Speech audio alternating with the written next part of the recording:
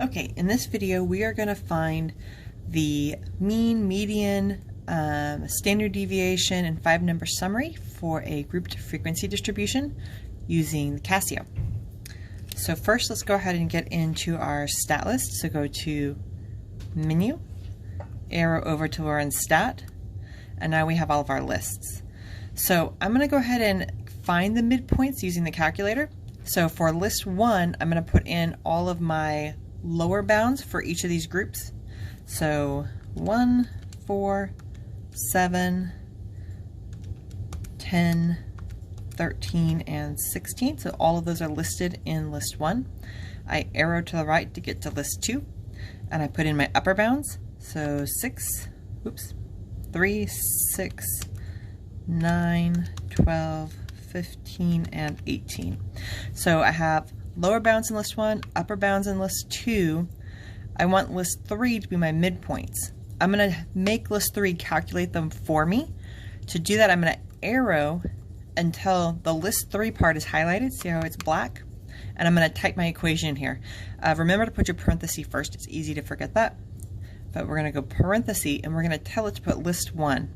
If you look right above the number 1, it says list in yellow. So we're going to hit shift and then the 1 to get the word list there. So we want list 1 plus shift 1 to get list 2.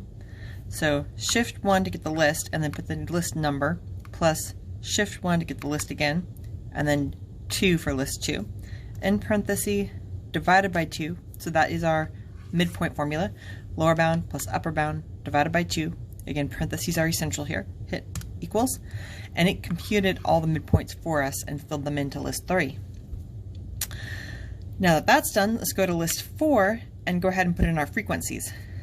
So 6, 8, 10, 7, 0, and 5. So all my frequencies are in list 4. You need to remember which lists we're looking at here right now, because we need to tell the calculator where to look for for its calculations. So our midpoints are in list 3, our frequencies are in list 4. So now we want to hit Calc, and we're going to want to do 1 VARS stats, but we need to tell the calculator set to put them in the right spot. So I'd already set these, but say I hadn't. For 1 var X list, we hit list, and we tell it that we put the midpoints in list 3. So I put 3 and then hit enter. And then for the frequencies, we put the frequencies in list 4. So I'm going to go list and 4. So now I make sure that this, and we don't care about 2 var stats because right now we're only doing 1 variable. Even though we have 2 lists, it's representing 1 variable. So list 1, or list 3 is in our X list, which is our midpoints, and list 4 is in our frequencies. To get back to where we do calculations, hit exit, and now we can hit our 1 var. So here is all the data we need. So it tells us X1, or X bar, is 8.166 repeating, so we're going to round that to 8.2. We don't really need these. We do need SX, that is our sample standard deviation. So we can just write S for our notation. And that's 4.6445. So 445 ... We're going to round that to 4.6. We have 36 points. I'm going to arrow down. This is our 5-number summary.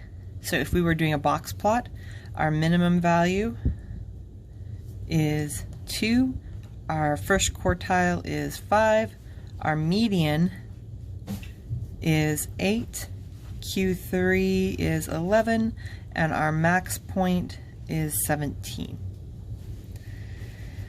Now if I did want the variance, this does not actually, it also gives us our mode. That's kind of nice. Mode is 8. So if we asked for that, we could put that down as well. Notice that there's no variance in here. So to get our variance, let's exit out, go back to menu, and then back to this does all of our calculations. We could type in 4.6445. I would keep decimal places to do this. I would not put the rounded in. And then to the second power, and that gives me a squared, which is going to be kind of cut off my screen here, but that's okay, 21.57 or 21.6 rounding to one extra decimal place. And we're done.